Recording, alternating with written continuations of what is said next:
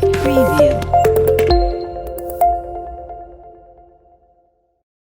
Assalamualaikum warahmatullahi wabarakatuh. Selamat siang dulur. Ketemu lagi barengan dengan Win di sini. Tentunya kita ada di Bicara Sehat bareng dengan Mahasi Pro Plus. Dan seperti biasa Win tidak sendirian tapi barengan dengan Bapak Akrom. Beliau adalah herbalis sekaligus terapis ya yang akan menemani panjenengan. Assalamualaikum Pak Akrom. Waalaikumsalam warahmatullahi wabarakatuh. Tentunya sehat ya untuk hari ini ya Pak Akrom ya. Alhamdulillah. Oke, Pak Akrom tentang Mahasi Pro Plus ya. Mahasi Pro Plus sangat bagus untuk menjaga kesehatan dan juga membantu untuk penyembuhan berbagai macam penyakit. Nah sekarang ini kan banyak yang lagi sakit batuk ini, bahkan di studio juga ada ini. Mbak Eni ada yang lagi sakit batuk ya.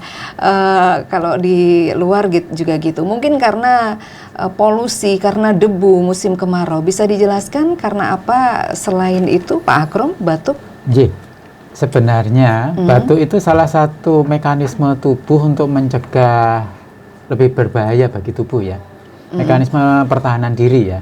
Nah, di sini sebenarnya yang menyebabkan batuk itu semacam istilahnya itu benda asing yang masuk ke jalur pernafasan. Nah, jalur pernafasan kita sebenarnya yang utama lewat hidung. Nah, di sana ada bulu-bulu hidung yang fungsinya menahan supaya nanti benda-benda asing yang ukurannya besar itu tidak boleh masuk. Nah, tapi saat kita pilek, lendir kita banyak, hidung kita tersumbat, kita bisa bernafas lewat mulut. Nah, berarti di sini di belakang mulut kita ada penghubung antara hidung dan mulut. Sehingga kalau kita hidung tersumbat, kita nanti akan bisa bernafas lewat mulut. Nah, karena benda asing itu dianggap berbahaya, maka ada tekanan positif dari paru-paru untuk memuntahkan udara yang tersisa di dalam paru-paru.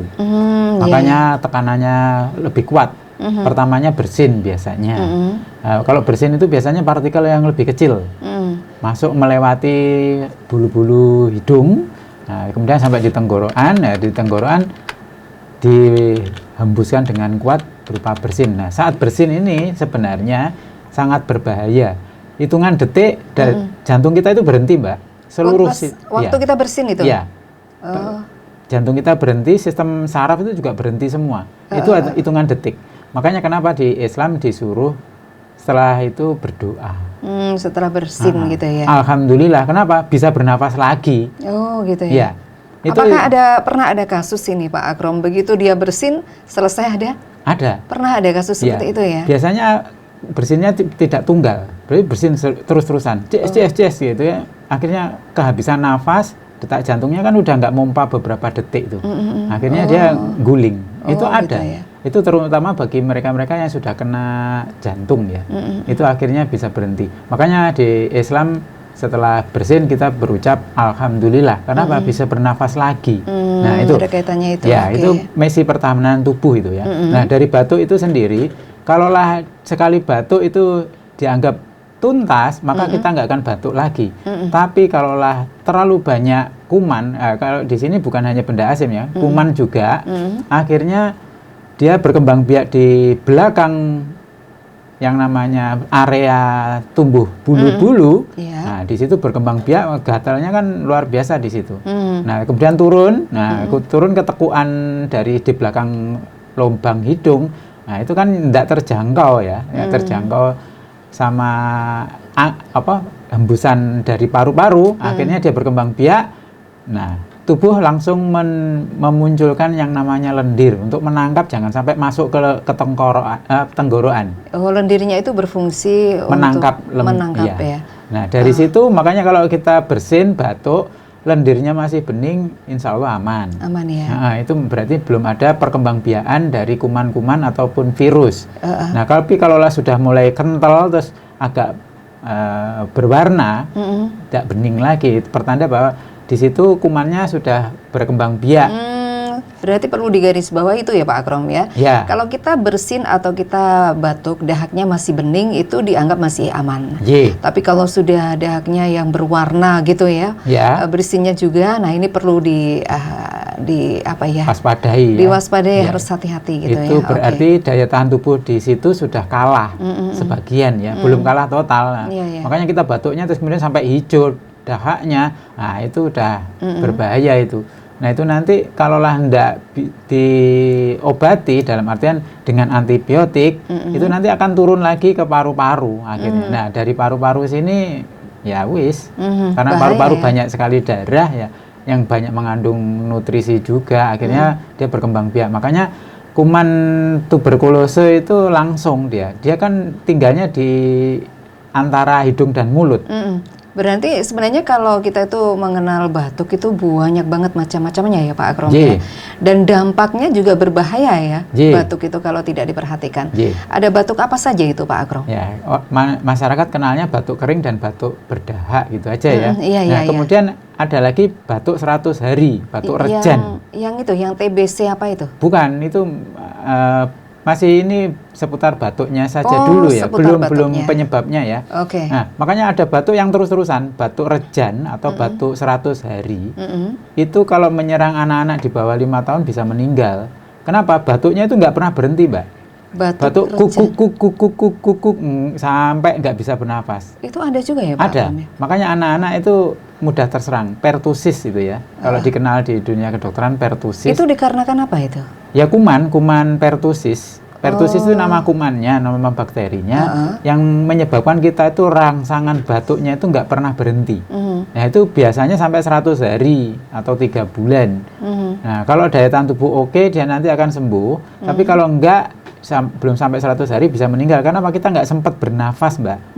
Batuknya nggak pernah berhenti. Terus gitu ya? Iya, dan itu harus dikageti. Kalau enggak dikageti, dia nanti akan batuk-batuk terus. Gitu, dan Biasanya itu berbahaya ya? Iya, karena nggak bisa bernafas tadi, Mbak. Oke. Nah, itu kalau anak-anak harus dikageti, ditepuk punggungnya, di antara dua belikatnya. Nah, kemudian ya segera diobati.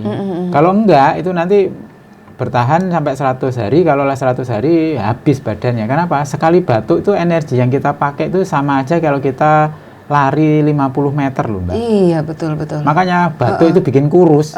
Habis batuk biasanya kita juga terasa capek banget gitu ya Pak Akrom ya. Nah, terus kemudian ulu hati atau diafragma kita mengeras. Nah, itu loh rentetannya. Iya, kemudian kita nggak doyan makan. Nah, itu. Makanya di sini harus diwaspadai ya batuk, apalagi musim kemarau yang sudah luar biasa ini. Nah, kalau itu ya harus kita menjaga daya tahan tubuh kita dengan cara apa? Tetap minumnya. Yang nomor satu minumnya dulu air putih yang banyak ya. Hangat ya. Hangat ya. Terus kemudian kalau lah untuk membilas hidung itu ya sebenarnya gampang dengan air garam gerasak ya. Jangan garam halus, garam yang bagus itu garam gerasak. Oh, gerasak itu ya, yang kasar itu ya Pak. Itu 1 gelas itu dikasih 1,5 sendok ya, setengah sendok dari teh ya, sendok teh. Oh, berarti sedikit aja. Terus kemudian diaduk. Nah, cari semacam apa ya, botol yang biasanya untuk kecap itu kan. Nah, kita itu moncongnya itu masuk ke hidung kita, terus kita membuka mulut, kita semprotkan. Sebenarnya nggak akan masalah tuh itu. Itu gitu kan, ya? Kalau kita mangap, sebenarnya ngeri itu ya. Ya, itu kalau di medis namanya bilas hidung. Itu nanti apa tidak naik ke atas gitu Pak Akrom? Enggak. Dia nanti langsung keluar lewat mulut. Kalau kita buka mulut, kita semprotkan langsung keluar lewat mulut itu. Nggak akan bikin tersedak. Oh gitu ya. Asal kita tenang, tarik napas panjang, tahan, buka mulut, itu disemprotkan crot gitu. Nanti akan keluar lewat mulut.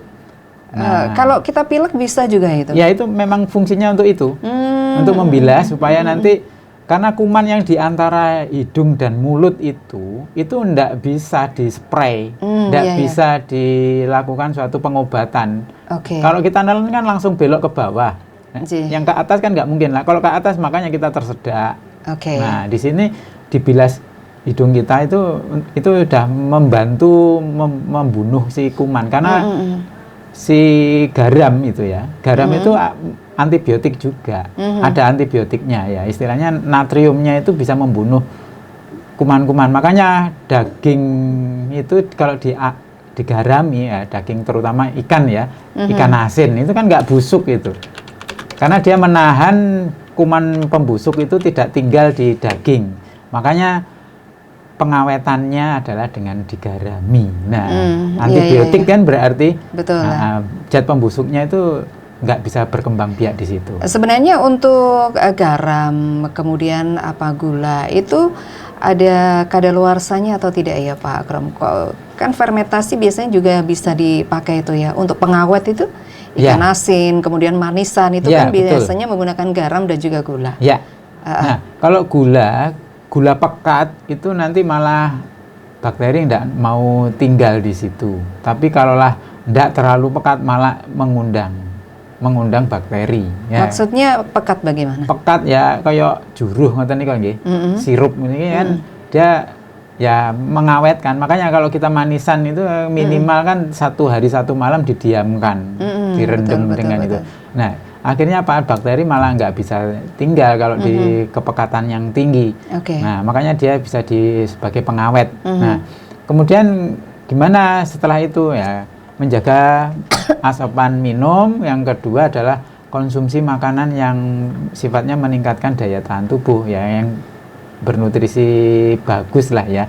Dalam artian di sini kalau buah-buahan diusahakan bermacam-macam buah-buahan, minimal 3 macam warna dalam 1 hari kita konsumsi, itu akan menyegarkan tubuh kita. Ya, warnanya entah itu yang kuning ya, dalam artian bisa diartikan jeruk, terus yang merah itu bisa diartikan wortel ataupun tomat.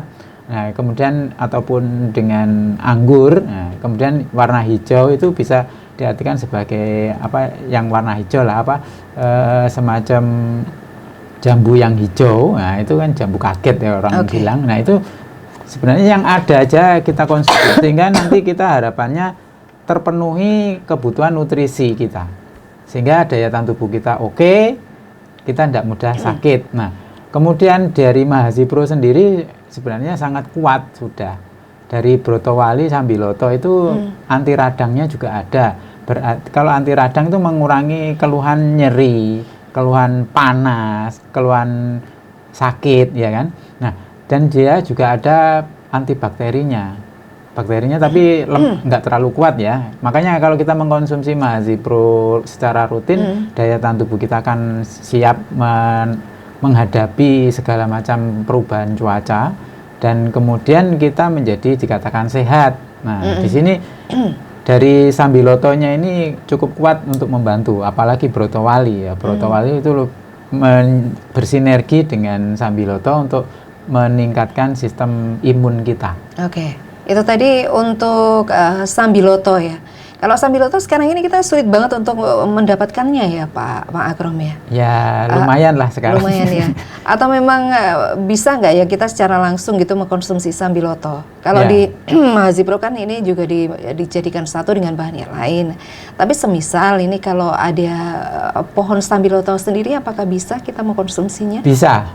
Ya, sebenarnya Sambiloto ini pahitnya luar biasa. Si pahit yang menyehatkan. Ya. Nah, di sini kalau kita langsung kunyah, kalau betah, kalau saya sih sudah pernah mengerjakannya berkali-kali, karena saya nanam Sambiloto juga. Oh gitu ya. Di rumah itu kalau lagi nggak enak badan ini saya ngambil satu, saya emut seperti permen. Nanti kalau kayak pahit lah padahal itu. Iya. Pahit banget ya. Ya lumayan ya. Lumayan, kalau bagi saya sih lumayan ya. Seperti itu yang mauni itu. Kalau mauni, bijinya itu loh Pak, ya, itu betul. kan white itu. Kalau mauni itu gigit, kalau saya bilang. Kalau sudah nempel di lidah, dia nggak hilang-hilang. Iya, tapi betul. kalau Sambiloto dikasih minum hilang, Mbak. Oh gitu ya. Ya. Oh iya. Makanya betul. saya bilang ya sedang-sedang aja. Sedang aja. Kalau lah mauni itu nggak hilang-hilang itu. Berarti kalau Sambiloto masih bisa ditoleransi oleh lidah kita gitu. Ya, asal diminumin hilang gitu udah. Apalagi kasih gula atau garam dikit hilang itu udah. Sambiloto ini kan bisa membantu meringankan flu membantu meringankan demam, meningkatkan kekebalan tubuh, dan itu ada di Mahazipro Plus ya Pak Akrom ya. Jadi sangat bagus, panjenengan yang punya keluhan silakan. Manfaatnya dengan Brotowali? Kalau sama ya mirip-mirip teman di Brotowalinya ada sedikit pedesnya, srit ngoten ya. Lek wong Jawa ngarani ndak pedes banget tapi srit. Nah, itu gitu. Kalau batangnya kalau kita gigit itu ada getarnya, terus kemudian srit ada rasa pedasnya. Kalau di daunnya sendiri ya sama aja sih, tapi pedasnya sangat sedikit lagi, lebih sedikit dibanding batangnya. Nah, kalau ya mbah-mbah kita itu ya gimana ya, kok mereka bisa tahu? Itu kan bukti sekarang, dalam artian di laboratorium kan zat aktifnya itu untuk apa akhirnya ketahuan kan gitu. Karena dilakukan di laboratorium, diuji cobakan ke mencit, akhirnya baru kita tahu. Nah, mbah-mbah dulu nggak ada laboratorium, nggak melakukan percobaan, kok bisa tahu kan gitu kan. Makanya yang kuno itu belum tentu nggak berguna. Betul. Nah, Sekarang yang Win pengen tahu itu sebenarnya manfaat tentang brotowali, sambiloto. Itu kalau kita pengennya mengkonsumsi langsung begitu gimana ya? Apakah bisa dibuat seperti diseduh atau apa begitu Pak Akrom ya? Bisa. Kalau kita punya pohonnya gitu. Bisa. Ya kalau lah gini cara ya. mengkonsumsinya lah, maksudnya Win, Ya, gimana? cara mengkonsumsinya sebenarnya, Kalau brotowali dulu, ya kalau brotowali itu sebenarnya gini aja. menjalar ini ya? Ya, menjalar. Terus kemudian daunnya agak lebih kaku dia. Seperti waru gitu ya? Ya, betul. Ya, sebenarnya dia itu kalau dibilang ya enak lah menurut saya sih. Enak aja bagi saya. Karena memang saya niatnya adalah untuk menjaga kesehatan. Oh gitu ya. Jadi tahan pahit sebenarnya. Ya, kalau lah mau direbus ya, tunggu mendidih dulu, baru dicemplungkan ya, satu seruas jari lah. Nggak usah banyak-banyak, nanti nggak betah. Gitu. Oh gitu. Airnya seberapa itu? Ya sekitar 200 cc atau 2 cc. Nanti kalau lah mau ngambil zat aktifnya yang dalam, istilahnya yang sulit untuk diambil secara langsung, itu direbusnya sampai 15 menit. Tapi kalau lah hanya untuk mengambil pedesnya aja, itu begitu mendidih kita cemplungin, tunggu 5 menit, angkat. Pedes-pedes pahit itu Nanti rasanya. ada semriwing pedesnya. Tapi kalau lah memang pedesnya mau dihilangkan, ya itu 15-an menit, itu nanti nggak ada pedesnya, tapi pahit tok. Pahit aja ya? Ya. Oh, berarti beda ya caranya ya? Ya, Oke. nanti kalau ada pedesnya, itu kan untuk menguatkan si paru-paru sebenarnya. Pada dasarnya sesuatu yang pedas itu membantu kinerja si paru-paru. Makanya kenapa, nun sewu, cewek-cewek itu sukanya pedes-pedes. Karena apa? Paru-paru itu mudah rusak kalau kita bersedih. Kita tidak mengembang lah maksudnya ya. Bukan rusak dalam arti rusak hancur, itu bukan. Cuman dia fungsinya menurun. Dengan bersedih, fungsi paru-paru menurun. Dalam artian fungsinya kan menangkap oksigen, melepaskan karbon dioksida. Nah, saat kita bersedih, paru-paru tidak mengembang, otomatis oksigen kan kurang bagi tubuh. Nah, kalaulah kita kasih pedes-pedes, nah, kalau di level 10 gitu kan langsung kan gitu kan, nanti paru-paru kita mengembang, terus akhirnya wah seger. Nah, seger karena apa? Oksigen ini banyak sekali masuk ke dalam paru-paru kita dan teredarkan ke seluruh tubuh, akhirnya kita berkeringat. Nah, itulah yang disebut sebagai kapok lombok ya. Pengennya nyoba lagi ya. Iya. Kita ya. Pak Akrom, tentang Mahazipro Plus, di situ memang kandungannya sangat lengkap ya. Ada brotowali, sambiloto, kemudian pasak bumi juga. Tentunya dengan takaran yang pas ya. Jadi tidak asal ngambil kemudian tidak, tapi dengan takaran yang pas. Sangat bagus untuk mengatasi, untuk membantu ini ya, menyembuhkan berbagai macam sakit dan juga menjaga kesehatan. Tentang daun insulin, tentang diabetesnya, monggo bisa dijelaskan Pak Akrom? Pada dasarnya kalau wortel itu meningkatkan gula darah, enggak. Karena wortel sendiri ini banyak mengandung vitamin A. Jadi dia nanti akan memperbaiki kinerja dari mata ya. Karena vitamin A itu kan larinya banyak ke mata. Nah, kemudian cuman harusnya saat kita mengkonsumsi wortel ditambahi sedikit dengan minyak kelapa atau minyak zaitun yang untuk minum ya. Minyak zaitun itu ada 2 macam. Satu untuk minum, satunya lagi untuk pijat. Kalau yang untuk minum itu lebih bening, agak lebih hijau. Tentang wortel dan juga diabetesnya. Ya, untuk wortel sebaiknya ditambahin minyak kelapa atau minyak zaitun yang virgin ya, yang bisa untuk diminum. Kenapa? Karena vitamin A itu larutnya ke dalam minyak. Kalau dia tidak ada minyak, dia tidak aktif. Makanya di sini walaupun kita makan banyak wortel, tapi kalau nggak ada unsur minyaknya, dia nanti tidak akan berefek ke dalam tubuh kita. Dan ada menurut penelitian, kandungan dari wortel itu bisa masuk ke seluruh organ tubuh kita. Jadi tidak akan membuat gula darah naik sebenarnya. Tapi kalau kita was-was, nah akhirnya segala sesuatu yang membuat kita khawatir, ragu-ragu, yang sebenarnya baik menjadi tidak baik. Karena apa? Pikiran kita sendiri. Sehingga nanti memerintahkan sistem pencernaan itu jangan diserap. Nah akhirnya kan koyok-koyok percuma. Gitu ya? Karena kita ragu-ragu. Makanya di sini dikuatkan niatnya dulu bahwa ini untuk menjaga kesehatan tubuh kita. Nah, untuk pencampurannya sendiri minyak dan juga itu ya untuk wortel ya, untuk wortel sendiri kalaulah 1 batang begitu minyaknya cukup 1 sendok teh aja, nggak usah banyak-banyak. 1 sendok teh ya, yang penting ada minyaknya sedikit ya. Makanya coba nanti kalau bukan dicoba ya, dipraktekkan. Kalau kita gongso wortel, walaupun kalau waktu kita makan biasa itu rasanya kan ya segitu, seger tok ya. Tapi kalau udah kena minyak di gongso itu coba dirasakan. Silahkan dirasakan, nanti akan ada manisnya, ada gurihnya juga. Sudah gurih, berubah. Iya, berubah. Karena memang zat aktifnya nanti akan keluar dan bercampur dengan minyak. Kalau minyaknya kelapa itu semisal kita butuhnya yang asli mungkin bisa buat sendiri ya Pak Akrom? Ya.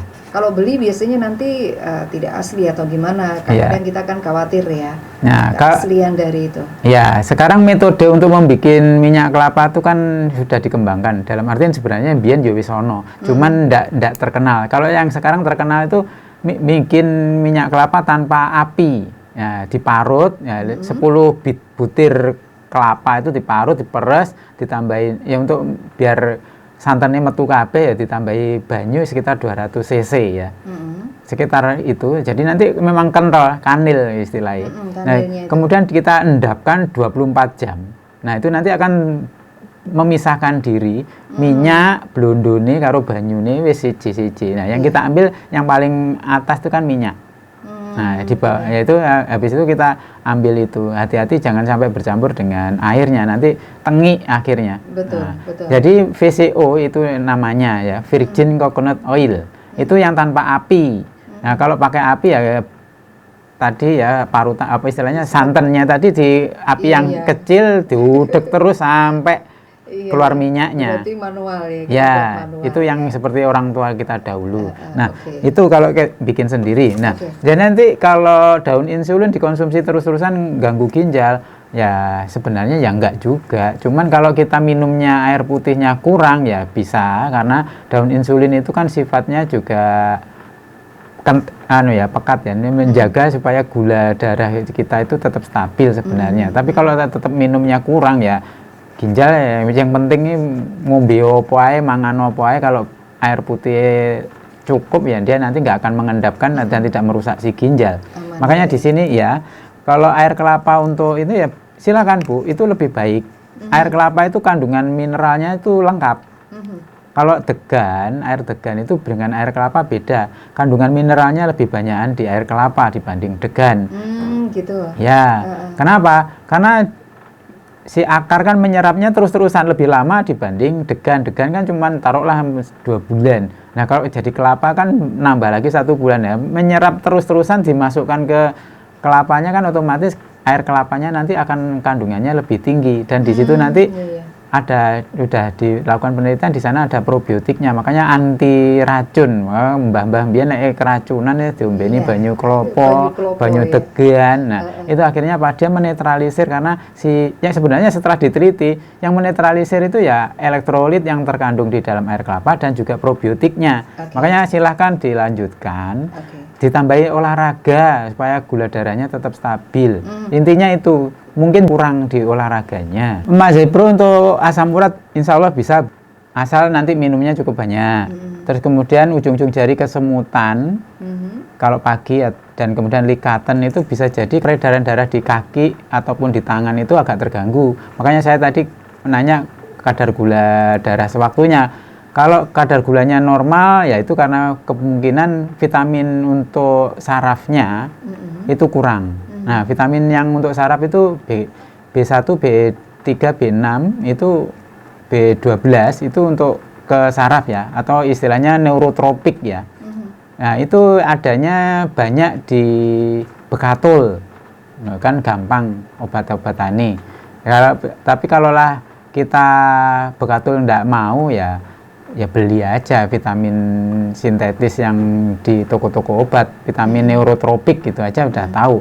Nah, nanti atau istilahnya vitamin B kompleks ngono wae. Nah, kalau dari peredaran darah ya harus diperbaiki. Bisa jadi ada semacam ketegangan otot ataupun saraf yang di bahu ataupun di di panggul, sehingga di situ mengganggu peredaran darah. Akhirnya ujung-ujung jari sering terasa kesemutan, kemudian likatan. Itu bisa jadi karena memang elektrolitnya kurang. Nah, elektrolit kan beredar di dalam darah. Kalau jalur darahnya aja sudah terhambat, ya gimana nyampe sampai di kaki yang akhirnya kan likatan. Makanya di sini coba silahkan untuk kaki dilatih tekuk lutut dalam posisi terlentang, melumah. Nah, tekuk lutut kiri kanan ditahan hitungan kurang lebih sampai 15 hitungan, kemudian diluruskan. Terus kemudian jinjit nungkak dalam posisi tiduran tadi. Itu nanti akan membantu sistem peredaran darah kaki. Nah, kemudian kalaulah itu masih, ya sebaiknya menghubungi dokter lah untuk diperiksa lebih lanjut. Atau mungkin dilakukan pemijatan di wilayah sendi-sendinya, di bahu ataupun di sekitar panggul atau bokong. Itu kemungkinan ada ketegangan otot-otot. Herpes itu ada beberapa macam ya. Herpes simplex sama yang satunya lagi kompleks ya. Maksudnya kompleks di sini nih sudah campuran. Herpesnya sudah campuran. Herpes itu nama virusnya. Nah, virusnya itu menyerang di ujung-ujung saraf. Makanya kenanya itu biasanya kalau udah di perut. Nah, itu kalau lah mbah-mbah dulu, kalau di perut itu wis tepung gelang, wah kuwi repot kuwi, iso mati jarine mbah-mbah. Ya kenapa? Iya, dan itu obatnya wong ayu, lek ngarani idune wong ayu, istilahnya kok ngerti bae. Nah, kalaulah secara kimiawinya jenengan di herpesnya itu sekali bawang nggih, bawang dipotong diel. Kan nanti akan keluar semacam lendirnya. Nah, itu dipakein untuk ke kulit yang terkena herpes. Itu perihnya luar biasa. Aduh, bener itu saya pernah mencoba, tapi saya bukan kena herpesnya. Pokoknya kena semacam di kulit ya, kalau dikasih itu karena kandungan zat aktifnya dari di bawang putih itu alin namanya. Itu antivirus dan antibakteri. Makanya kalau kena virus, kena itu, wah porihnya luar biasa. Dan karena memang serangan dari virusnya itu menyerang ke ujung-ujung saraf, makanya lebih perih. Nah, itu memang lama penyembuhannya. Kalaulah nanti dengan obat-obatan pun itu jangka waktu panjang. Ya, kalaulah obat-obatan untuk herpes itu ya murah sih.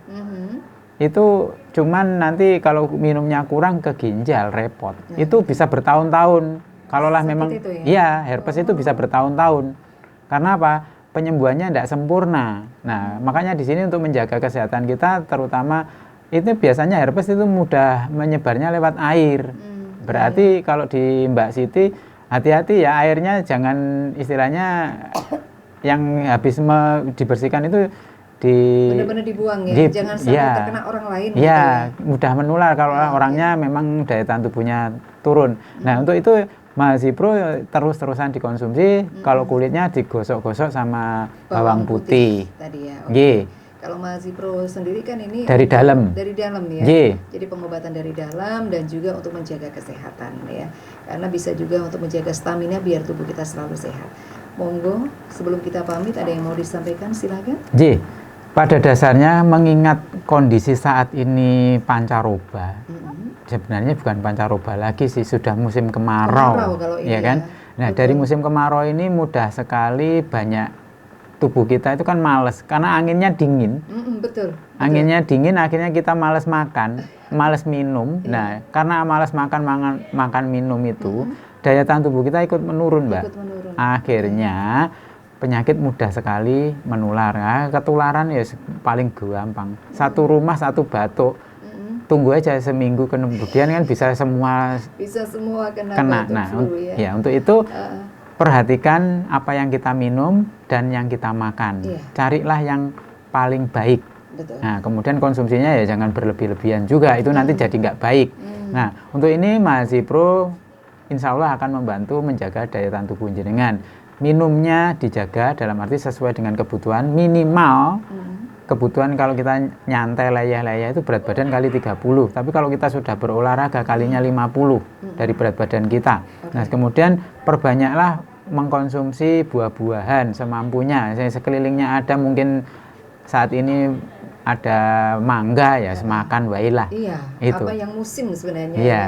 Itu bisa dikonsumsi. Oke. Demikian yang bisa saya sampaikan. Kemudian jangan lupa juga menggerakkan tubuh alias olahraga ringan. Gak usah sampai keringetan banget ya, enggak apa-apa. Yang penting ada suatu gerakan-gerakan sehingga nanti nggak kaku-kaku di otot-otot tubuh kita. Kalau males akhirnya kaku akhirnya daya tahan tubuh ikut turun juga, peredaran darah menurun juga, akhirnya daya tahan tubuh makin turun.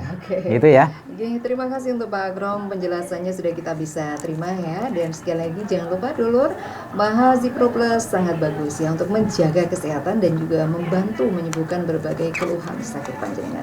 Sekalian juga mesti pamit dari Bicara Sehat bareng dengan Mahazipro Plus.